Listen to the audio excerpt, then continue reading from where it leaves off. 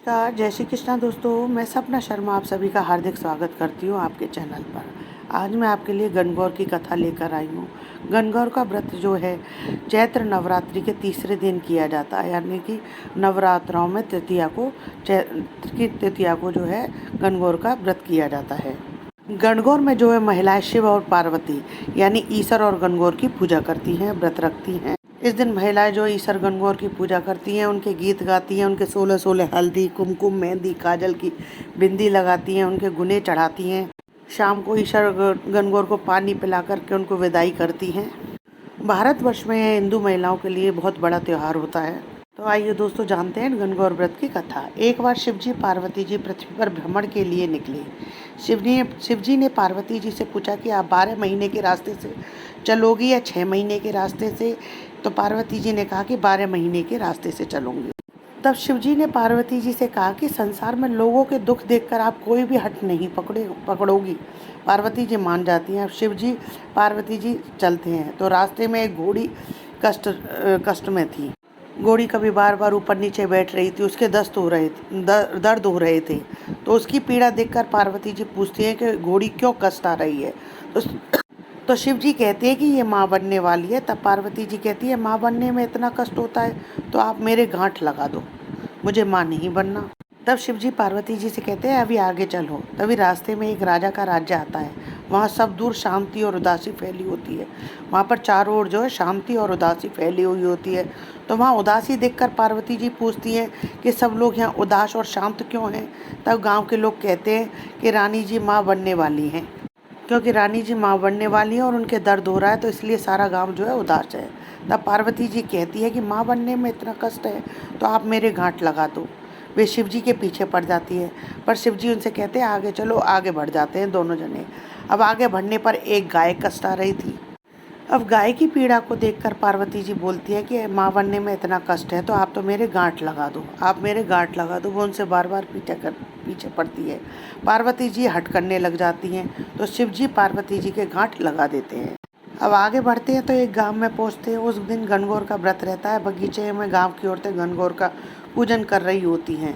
तो पार्वती जी उनको देखकर वहां चली जाती हैं।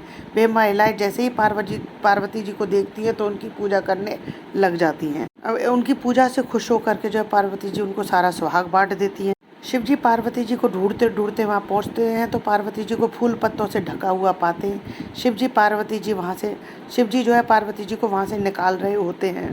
इतने में जब शिव जी पार्वती जी को वहाँ से निकाल रहे होते हैं तो कुछ ही देर में वहाँ पर बनिया बामन की औरतें आती है, जो पकवान बनाकर 16 श्रृंगार करने के बाद पूजा करने के लिए आती है, जिसके कारण उन्हें दोपहर हो जाती है। क्योंकि वह माता के लिए पकवान बना रही थी, 16 श्रृंगार किए थे, इस कारण वह लेट हो जाती है, सो वह जल्दी पूजा नहीं कर पाती है। वे भी पार्वती जी को देखकर उनकी पूजा करने लग जाती हैं। पार्वती जी उनसे खुश हो जाती है, परंतु जब सुहाग देने की बारी आती है तो तब शिव जी पार्वती जी से पूछते हैं कि अब आप इनको क्या सुहाग दोगी, आप तो पहले ही सारा सुहाग बांट चुकी हो। तब पार्वती जो है अपनी छोटी उंगली में से मेहंदी निकालती हैं, मांग से सिंदूर और अपने आँख के कोरे से जो है काजल निकाल कर उसे कोरे कलसे के पानी में घोलकर सब पर छींटे मारती हैं। इस तरीके से उन्हें सुहाग देकर वे आगे बढ़ती हैं। इस प्रकार चलते चलते वे दोनों पार्वती जी के पियर पहुंचते हैं। अब वहाँ पर सब उनकी खूब आप भगत करते हैं। कोई कहता है भाई साहब, कोई कहता है बुआ साहब बहुत दिनों में पधारे। सब उनकी खूब आप भगत करते हैं, खूब पकवान बनाए जाते हैं। पर शिव जी को जो भी खाना बनाया जाता है वह सब खा लेते हैं। अब पार्वती जी क्या खाए, वे तो बथुआ के साग खाकर पानी पी लेती हैं। अब दोपहर में जब शिव जी पार्वती जी विश्राम कर रहे होते हैं, शिव जी पार्वती जी पूछते हैं कि आपने क्या खाया। तो पार्वती जी कहती है जो आपने खाया वही मैंने खाया। पार्वती जी के सोने पर शिव जी उनकी ढाकनी खोल कर देखते। पहले के ज़माने में जो है औरतों के पेट की ढकनी जो है खुल जाती है। जब पार्वती जी को नींद आ जाती है तो शिव जी चुपचाप उसे उठा करके खोल करके देख लेते हैं। पार्वती जी ने क्या खाया यह देखने के लिए उनकी ढकनी उठाते हैं तो उसमें बथुए का साग और पानी दिखता है। तो जागने के बाद जब शिव जी पार्वती जी से कहते हैं कि आपने तो हमसे झूठ बोला था, परंतु जब देखा तो आपके पेट में तो बथुए का साग और पानी ही था। अब पार्वती जी जो है शिव जी से गुस्सा हो जाती है। वो उनसे कहते हैं कि आपने मेरी ढाकनी क्यों खोल करके देखी। फिर पार्वती जी जो है शिव जी से हट पकड़ लेते हैं कि आज के बाद कोई भी किसी भी महिला की ढकनी खोल कर नहीं देखेगा, अर्थात आज के बाद कोई भी किसी की भी महिला के पेट में नहीं देख सकेगा, आप वचन दो। तब शिव जी को वचन देना पड़ता है। क्योंकि उस महिला के पेट में ससुराल की और पियर की दोनों जगहों की लाज होती है। अगर ऐसे ही हर व्यक्ति इसको खोल कर देख लेगा तो वह लाज खत्म हो जाती है। अब शिव जी को जो है पार्वती जी के हट के आगे झुकना पड़ता है और वह ढकनी को बंद कर देते हैं। आज के बाद कोई भी किसी भी महिला की ढकनी को खोलकर नहीं देख पाएगा। अब दोनों जने पियर से कैलाश के लिए निकलते हैं। उसके बाद से किसी भी महिला की ढकनी नहीं खुलती है। अब वो वापस कैलाश पर्वत के लिए निकलते हैं तो रास्ते में गाय अपने बछड़े को चाटती हुई मिलती है, खूब खुश दिखाई देती है। ये देखकर पार्वती जी शिव जी से गांठ खोलने को कहती हैं। एक माँ किस तरीके से अपने बच्चे को प्यार कर रही है, इस प्यार को देख करके पार्वती जी शिव जी से कहती हैं कि आप तो मेरी गांठ खोल दो। शिव जी जो है आगे बढ़ जाते हुए पार्वती जी से कहते हैं कि मैंने तो आपसे पहले ही कहा था कि गांठ मत लगवाओ, पर आपने तो जिद ही पकड़ ली थी। वहाँ से आगे बढ़ते तो राजा के गांव में पहुँचते, वहाँ भी खूब ढोल नगाड़े बज रहे होते हैं, चारों ओर खुशियाँ मनाई जा रही होती है कि राजा के जो है राजकुंवर पैदा हो जाते हैं। राजा के राज में मिठाइयाँ बांटी जा रही होती है और लोग खूब नाच गा कर खुशी मना रहे होते हैं। पार्वती जी लोगों से पूछती है कि यहाँ क्या हुआ है। सब बताते हैं कि रानी जी के बेटा होने की खुशी में जश्न मना रहे हैं। इस तरह से पार्वती जी फिर शिव जी से कहती है कि आप मेरी गांठ खोल दो।